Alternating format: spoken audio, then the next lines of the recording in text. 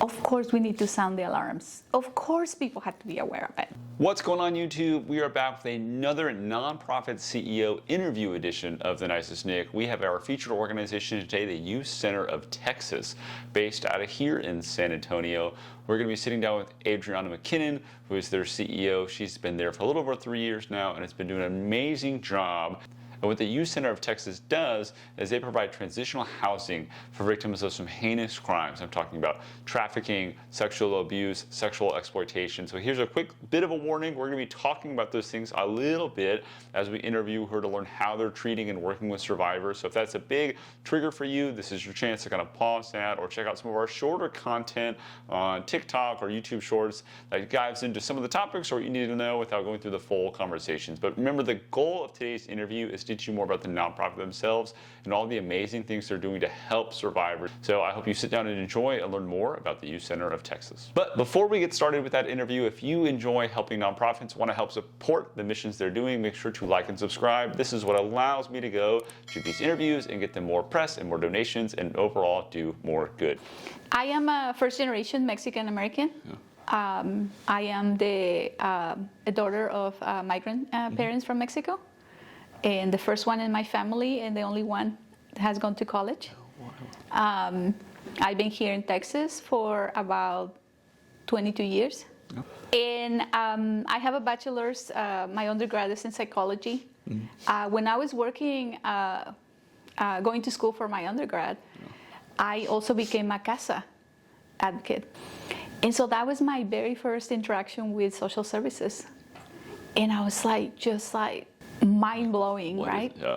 And how the system is so overwhelmed with cases, and there's way more need than there are services, right? And the only way you fix that is you raise awareness, you direct funding, right? And then it's crazy to me.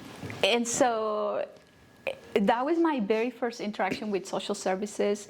I grew up in a nuclear family. I have 3 sisters, and I grew up in a pretty regular Mexican family.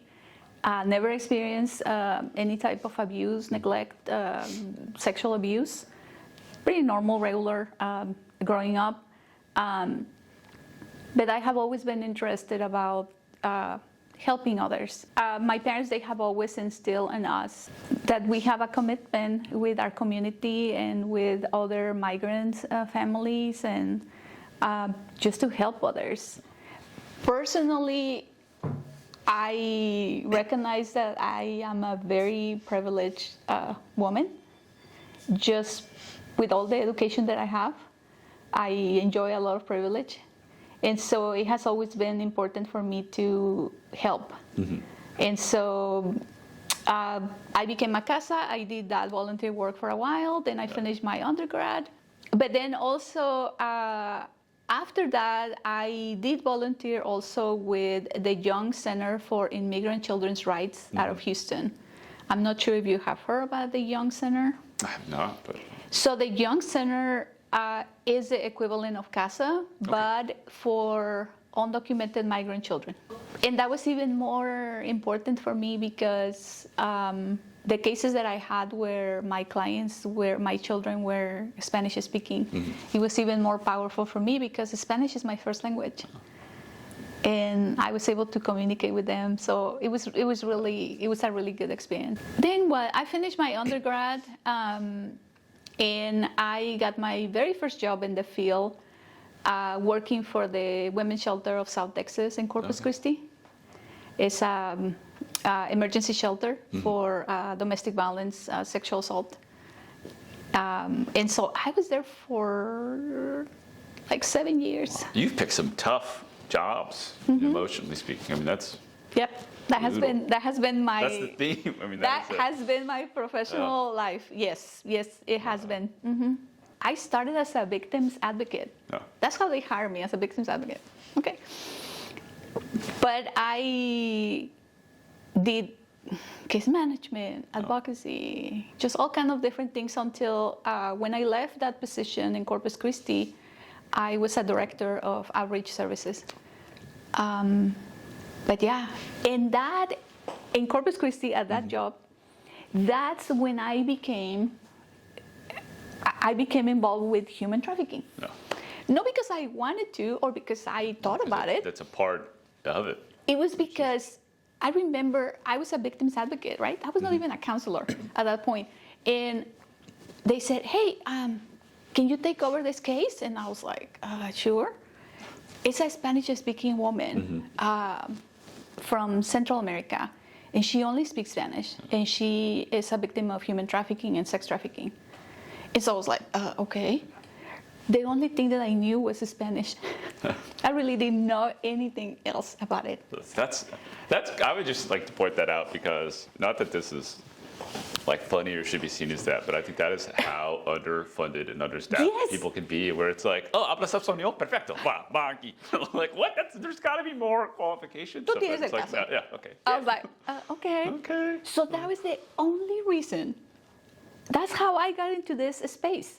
That's because looking back in hindsight, though, I'm glad it happened to you because now you're here, obviously. So big ripple effect, kind of with that. But that is I would have not guessed that in a bajillion years. That's the connection. Eventually, I became the unofficial person to take cases of human trafficking and sex trafficking, even as a director, because at the shelter in Corpus Christi, I was the only fully bilingual staff.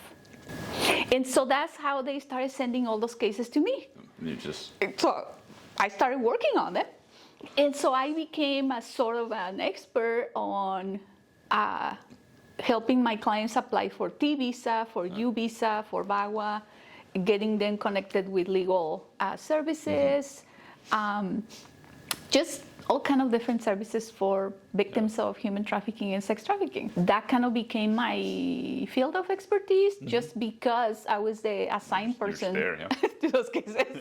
But that tells you that sex trafficking is an area where there is not a lot of research. There is not a lot of information available. And service providers are not trained or prepared to work with the population. And how do we fix that? Like, what's a step in the right direction? Is it obviously like what you're doing now, huge step in the right direction? Are there policies that are hindrances to, or is it lack of funding? Is it like everything is kind of broken about the system? Last year in 2022, it was the first year that we were able to collect data from the services and the clients that we provide here, right? Is that when you say that? Do you mean just because of resource time, or was like data became opened up, or because it was $14,000 to set it up, and it cost us $11,000 a year to run that database. Anyway, that's why in 2022 we served 113 survivors. 87% of them reported at least one victimization of child sexual abuse. So that's the link right there. Yep. This is the end result of a system failure where all these survivors, when they were children, the system failed to protect them. Does it correlate to, I know I've talked to some other kind of CPS workers, and it typically correlates with a closer like friend or family member is maybe the way that buckets. Did you guys see that data as well, or is it? So for us, about 80% of our clients are cases of familial trafficking. That breaks my soul. I mean, get ready for what I'm going to tell you next. Out of those familial cases, 60% have identified mom as their trafficker. That's crazy. That is. It's nuts. I mean, it's just like it blows my mind. I mean, it's just sad. Obviously, it's sad, right? Which is I want to cry while I'm talking, but it's one of those. I think not only does it like impact you, right? Because you've seen that, but it's one. I have a child. Right. I think it's that like how do you do this? I actually have a daughter. Right. I have a kid. I have a daughter. And I think that's one of those. You can't fathom, and I think you phrased it greatly before. You're like, oh, I came from just like this, like relatively normal nuclear family. And it's like, good, so did I. And it's one of those. I feel like we all have, maybe not we all, but I'll overgeneralize here. But I think in what I've found as I talk to more people in these spaces, is that you have this moment in your life where you're like, oh my God, like I was so fortunate because this has opened up my eyes to like people can just be terrible. And I think it's just like, you just never forget, like, oh, like this was the moment where I learned that like this is different. And then you look at your parents and you're like, my parents are the best. Yes, I always make fun. They're the best parents. I'll go travel. Okay, I make fun of my mom all the time, and she'll probably watch this, so I'll call her out here. But like, she's always like, I could have been such a better mom. I was like, you were an amazing mom. Like, why? Like, she's like, but we could have done this or that. And I was like, dude, you crushed it. Like, if you have, like, I am here. I'm like a relatively normal person and like safe. Like, what else did you want to do? Like, oh my God, like, that is crazy to me. And is it a monetary thing because of that, or is it? So here's the thing. You hear terms of human trafficking, sex trafficking, sexual exploitation. You always hear all of those, right? Smuggling. Yep. You always hear all kind of different terms. So for us, the vast majority of cases are sexual exploitation. Mm-hmm. That doesn't involve a monetary exchange. The number one commodity on sexual exploitation is shelter. That's crazy. So this is the mom that cannot pay rent. In lieu of rent. And allows the child to be exploited to pay for rent. This is the mom that has a drug problem, needs drugs, and in exchange for drugs, allows the children to be exploited. So there is really not a monetary exchange. That's the sexual exploitation, right? The sex trafficking, that includes more of the recruitment, harboring, transportation. And then you're kind of like on your own because you get moved out. That has its own kind of set of horrible things you have to kind of experience there. Yeah. Human trafficking is the transportation, harboring, but doesn't necessarily have to include sex trafficking. Mm-hmm. It's not part of it. It can be, but a lot of people are cases of human trafficking because the person wants to or has given consent to be trafficked, right, across the state lines or border. I want to get here from here. Right, And it doesn't necessarily has to involve sex trafficking. But sex trafficking can involve human trafficking. So those are kind of like, smuggling is different. Mm-hmm. Smuggling is when I go and I said, here's my $5,000, put me in your trunk, take me across the border. Okay, that's smuggling, But sexual exploitation doesn't really involve money. Isn't that crazy? That is, I would just never. It's one of those like things you learn and you're like, oh my, like you just don't. Yeah. And like I said, in recent research that I was reading, the number one commodity is shelter. And so here's the thing, our program. It started as a special initiative of the Kronkowski Charitable Foundation, because at that point in time in 2019, the Juvenile Justice Department here in Bexar County, and also the Alamo Area Against Trafficking, ACAT, these two groups, they went to Kronkowski and they said, hey, we have a serious issue with girls aging out of the system and not having a place to go. They end up in the streets, using drugs, being trafficked again, dead, kidnapped, just all kind of horrible things. We need a transitional home where all those girls can go into it and get prepared for independent living. So Kronkowski put all the seed money, and we still a special initiative to this day. We had 2 more years under that special initiative. It was for 5 years. And so that's how the program started.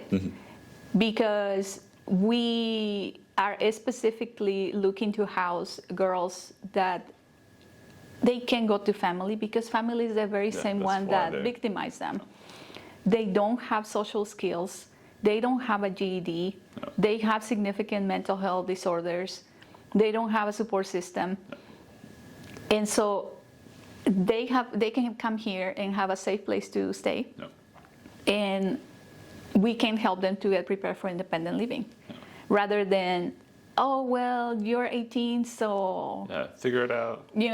Get on your own. Yeah, I think it's crazy too because people say that, this is my assumption, is that mindset comes from, oh, well, you're an adult, use all those skills you had. It's like, well, that was robbed from them, right? So it's how do we fix that? Because it's not like they had the classic, oh, I'm going to go all through my schooling and I could use these resources. Like that doesn't happen. And I think people are so quick to overlook or judge. Right? Think about how prepared you were when you were 18 for independent living.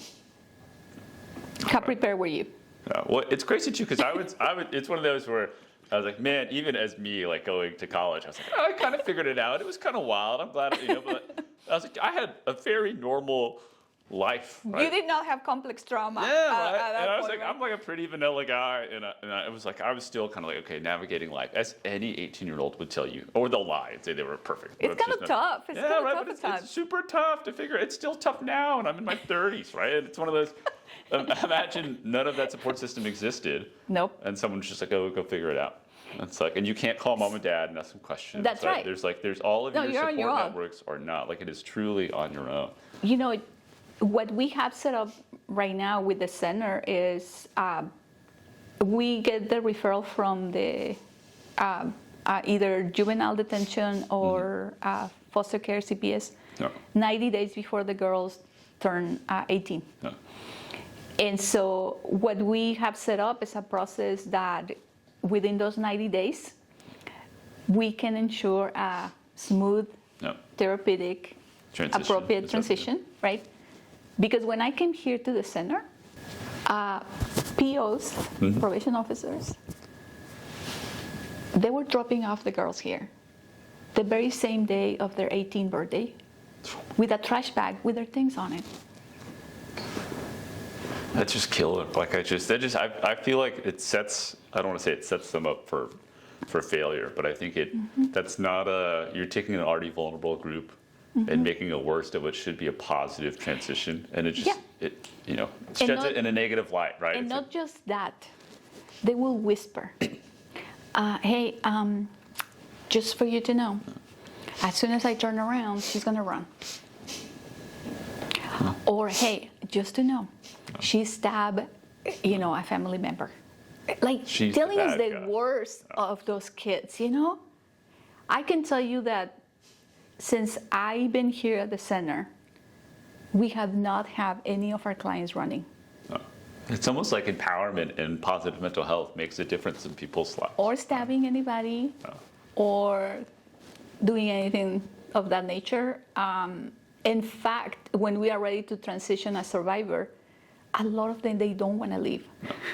They want to stay longer. Well, because it's a support. No, I think that's got to be the double-edged sword, right? Where it's, you have that. And, here, I'll turn this into a question maybe. Do you have folks that transition out of the program or graduate, whatever you'd say, and then do they come back? Do they get involved? Obviously, that piece written on the wall was someone who had left and come back. How does that work after, right? So for residential program, we accept survivors that they are 18 to 22. Okay. Right? Once we transition the survivor into independent living, we will still provide services, day services, until they are 24. Okay.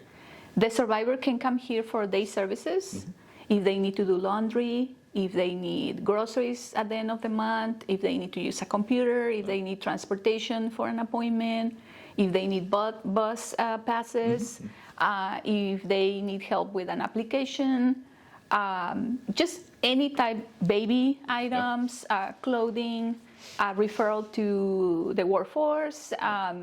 We will continue providing counseling. We still provide the same services until they are 24. So our program is long term. Yeah. That's great though, because then sets them up for success, right? Which is the end goal. And remember when I talked to you about Thanksgiving and Christmas? The big deal during those celebrations is that we get all the clients that they are no longer living. They come back for dinner. That happens a lot because every year we do a big Valentine's party. They all come back for that. Also, our Halloween party, they all come back for that. That's got to be like the proud mom moment of like, you know what I mean? Like that glow of like, we're doing the right thing. It's a pretty big deal because, and then it never really gets old because when we usually set the Thanksgiving on this big table, and if you see their faces, just seeing like, they're like, what? This is like, and then we get 1 or 2 gifts for each one of the girls too. And so they do come back here for the holidays. They do. And it's very important for us because we may be the only family that they have. Yeah. Like they don't have anybody else. I love that too though, because it even shows folks that are newer, right, to the program, like, oh, this is like life after is like a positive thing, right? I think it's having that mentor, that person that they can see, but like, I can do this. This is, And we are here. We do have contact still with the vast majority of clients that we already transitioned. A couple of our clients, they move into the apartment complex right here. I would assume that was one of those. They want to be close to the center. Yeah. Which is okay. It's okay, They want to come here once or twice a week and just talk to staff and visit, and that's fine. That's also okay. That's not a problem. Like home. I mean, that's like that's everybody needs their kind of root. Yeah, and so that's important for us too.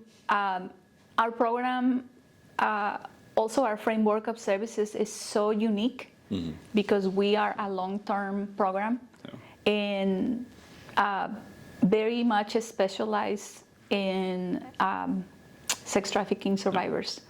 I know there is a lot of other organizations in San Antonio that they are in the space of the sex trafficking, but we are the only residential place for adult survivors. It's crazy you say that too. Maybe not crazy, but because it's hard to even find that info online. As someone who's been spending a lot of time trying to find nonprofits to find, it's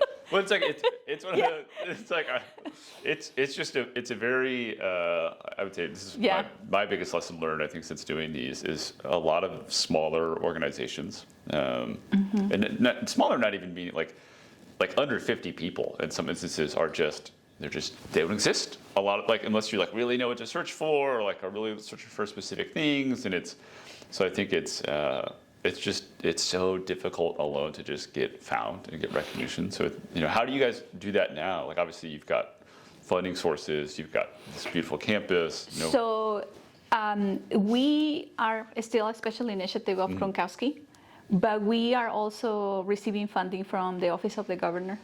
Okay. What's that?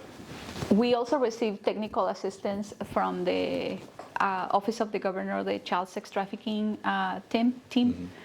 And is that kind of guaranteed every year, or is that another one? Hey, you got to do all this. So we have to apply it every year. Yeah. But here's the thing.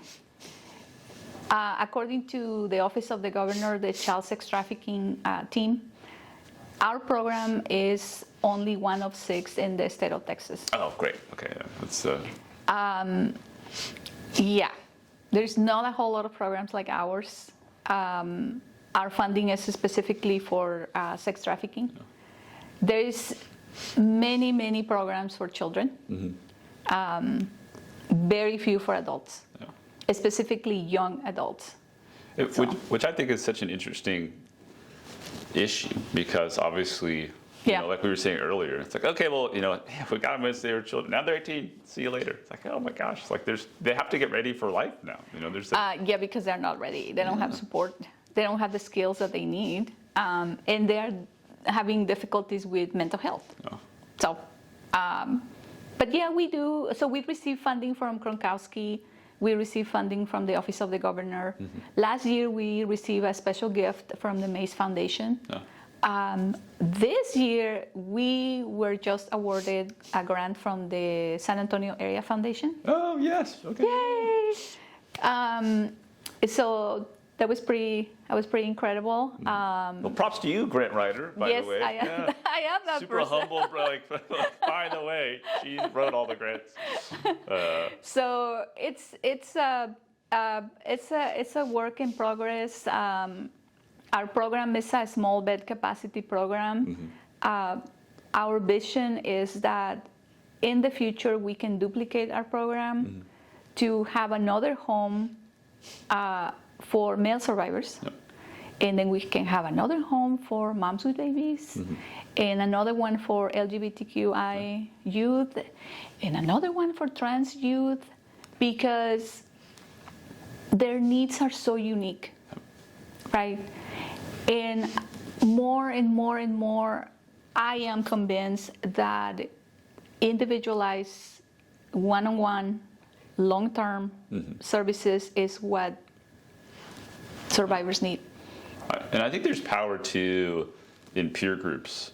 Yeah. Where it's, well, no one's going to get it because it's just my story. It's like, well, if we get a whole bunch of people with a similar story, you can learn from each other, you can bond from each other. And I think that's, combined with individualized therapy, you see a lot, statistically, right? That's where you see a lot of progress at a rapid scale.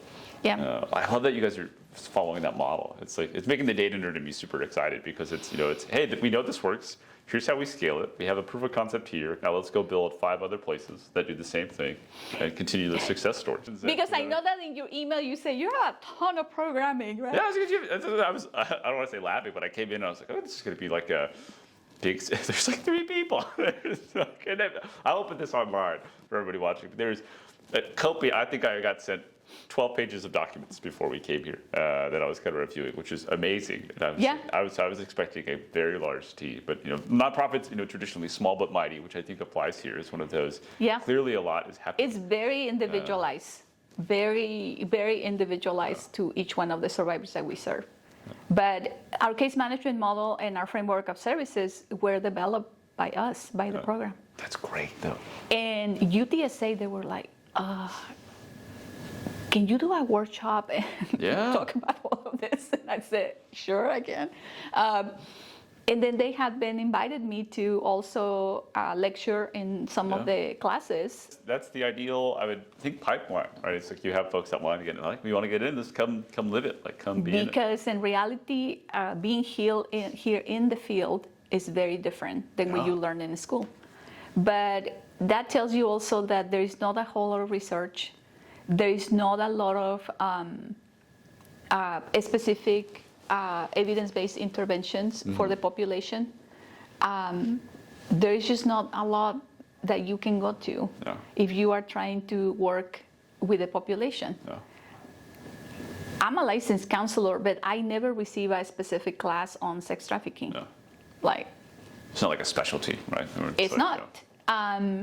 But we have made it a specialty field here at the center because all of our staff is specifically trained for that. And so a lot of that training and technical assistance comes from the Office of the Governor. The child sex trafficking team was established in 2015, is my understanding, with the Office of the Governor of Texas. And so we receive a lot of training and guidance and funding, of course, from them, because they do want to create more awareness and more services for survivors. But other than that, there is not a whole lot of resources. It's very limited. But for us, it has become specialized. It has become what we specialize in it, and very unique program. So I would say this, and I'll stop stealing your time. Maybe is with all this stuff going on, right?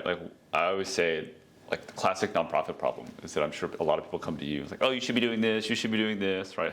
Dealing with the board, right? It's it's all these different all these different voices that are like, hey, do all these things. Right? So I try and flip that. And I say, so what do you need, right? If anybody sees this, or the biggest value, is it if you could wish for anything, like magic wand, like what is your biggest need that would help you all right now? Obviously huge donations is one, but aside from that, what is like biggest need that would help support your community? We need more support from the local government, from our city council. Yeah. And is that around like funding directives or like lifting some of the restrictions? Funding and awareness. Because when survivors end up in the street, I want them to know that this is an alternative to it, or an alternative to incarceration. Because sex trafficking, sexual exploitation is a huge health issue, in the community. So when you see that a survivor can be safely here, rather than having all these costs to be incarcerated, on rehab, hospitalized, in detention, all of that. So this is a much better alternative to that, right? But we also need the city to recognize that. Hey, we have people here that they could be costing you tens of thousands of dollars out there. It's so funny you say that because I'm a big believer of fixing broken systems that lead to more incarceration, because there's I forget the exact amount, but it's somewhere between $50,000 to like $70,000 a year is what it costs annually to house an inmate. Oh my God. And I'm gonna fact check myself on that, but the last time I checked it was a lot. It was more than like the average annual salary. For San Antonio. I think it's a lot, yeah. So imagine if you spent half that to give to an organization like you to get them not in incarceration, so it saves the city money, and then it also gets to better outcomes. I was like, the math just adds up. It makes way more sense to do that and redirect the funds. So ideally, I would like to have the Bexar County and the city of San Antonio to fund some of our beds, because it's a saving for them at the end, right? It's a benefit for the community. We're helping to have all these individuals in a safe place and to receiving services, rather than being, incurring in crime and all kind of awful things out in the streets. And so, also, I think as far as like community, I would like to also change that belief that sex trafficking only happens to undocumented people, or happens at the border, or happens in Thailand. It does happen in some countries, right, that they are well known for trafficking individuals, but it happens here in San Antonio. All of the survivors that we house are from Bexar County. That actually blows my mind. People ask me, so all of our clients are from Mexico? And I was like, none of our clients are from Mexico. All of our clients are U.S. nationals with residency in Bexar County. For me, I will admit, I would have never guessed that in a billion years. I would have assumed, just like you said, I was like, this probably like border issues or things like that. It is, that's powerful. I mean, that is just crazy. So that also, I want to change. No. Also, that about 90% of the survivors that we serve are women of color. No. Man, it's just, I don't know. It's one of those, I think marginalized communities already have like a hard enough time, and then there's stuff that's stacked on top of it. In the enterprise, multi-billion-dollar sex trafficking space, buyers, they pay more money for a white girl, but statistically, more women of color are trafficked. Because let's see, my very first cases of human trafficking, I think they were in 2012, maybe? So 10 years ago, right? That's not that long ago. Okay. The trends have changed dramatically as far as like the recruitment that traffickers use. So when you and I were kids, right? It was a stranger danger. Guys like in the dark alley snatching girls or boys and molesting them or doing awful things, right? No longer is the case. What the trafficker needs nowadays is a cell phone. All the recruitment happens online with the solicitation and the grooming. So those dynamics, they have changed a lot. We also have seen an increase on familial trafficking. It happens inside of a home with family members. That's crazy. And so... Does that correlate to like tougher economic times, the familial Yes, stuff? most definitely. Yeah. And more people using drugs, an increase on drug use. Oh. Yeah. So the recruitment has changed dramatically, right? We still see cases of girls that they are like kidnapped and then put into sex trafficking? Yeah, sure. But the vast majority happens with the victim. The perpetrator is known to the victim. It's a family member. And it happened with a cell phone. Yeah. So things have changed dramatically, right?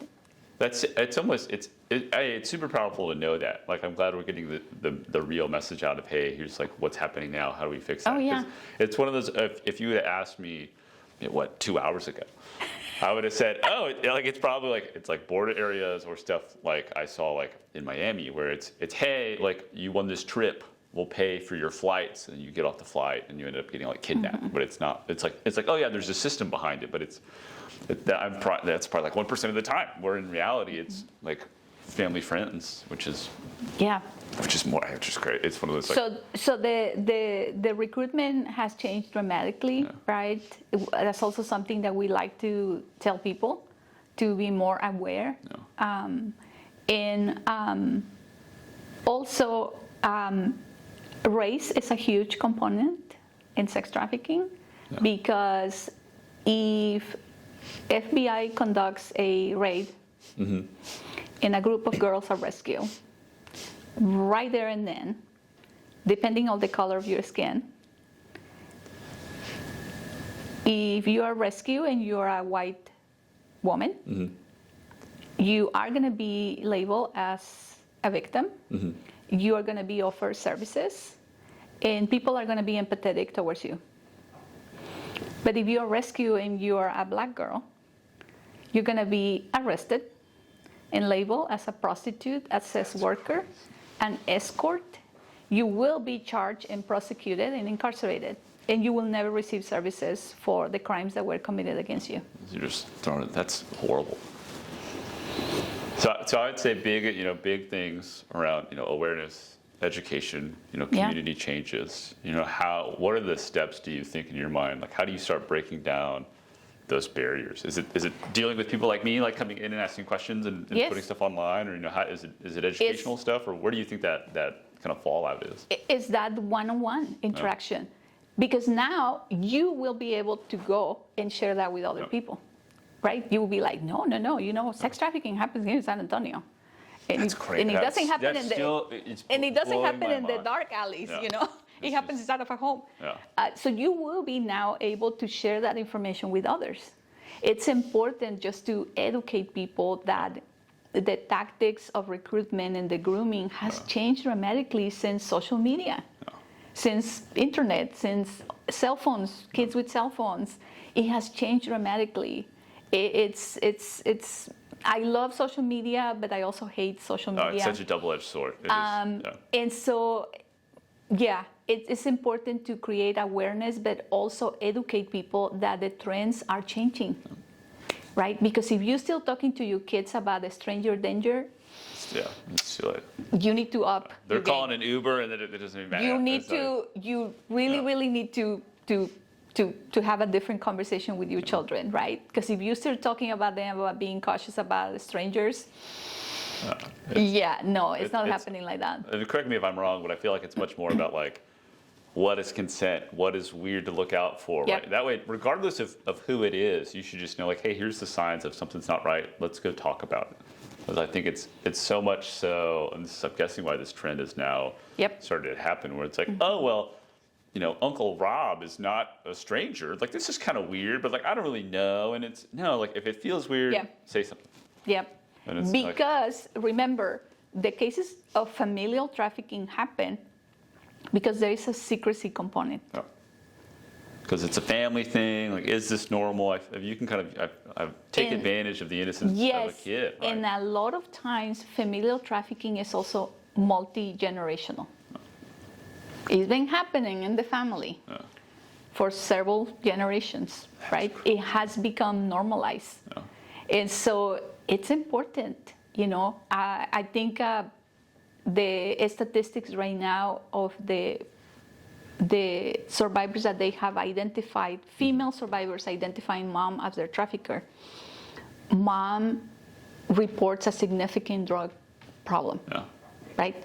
So you always look for those kind of things, right? Mom has a significant drug use, and mom is at home with 2 or 3 kids, right? What's happening inside of the house?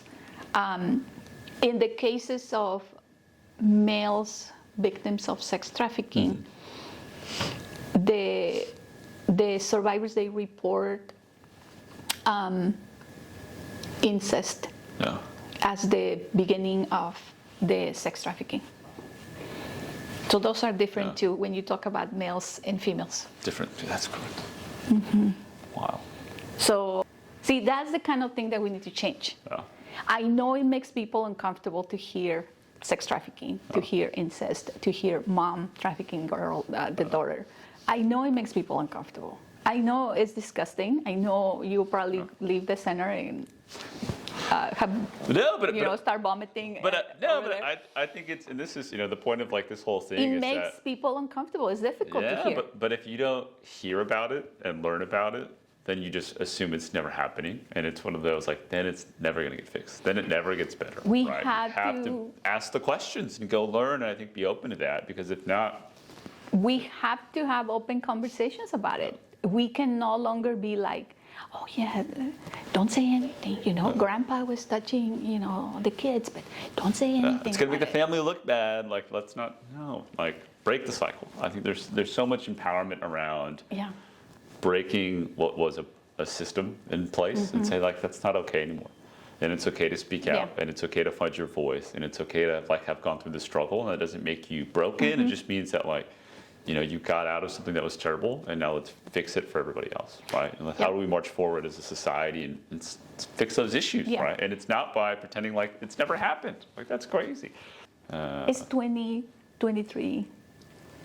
Of course, we need to sound the alarms. Of course, people have to be aware of it. You have taught me so much. I feel so fortunate to be able to speak with you. And that's all for today. I hope you enjoyed this interview. The Youth Center of Texas is a phenomenal organization. We shot a ton of content with them. So after this interview was shot, we did a whole baby shower. We interviewed a lot of the staff. We've done some follow-up content. We're going to have 2 to 3 other videos coming out in the next couple of weeks, so make sure to stay tuned and stay subscribed. Speaking of subscribing, make sure to like and subscribe. It really does help grow the channel, which means I can work with more nonprofits and provide you more awesome video content as we showcase all the amazing people doing great things to make the world a better place. So that's all for this time. Stay tuned, and I'll see you next time.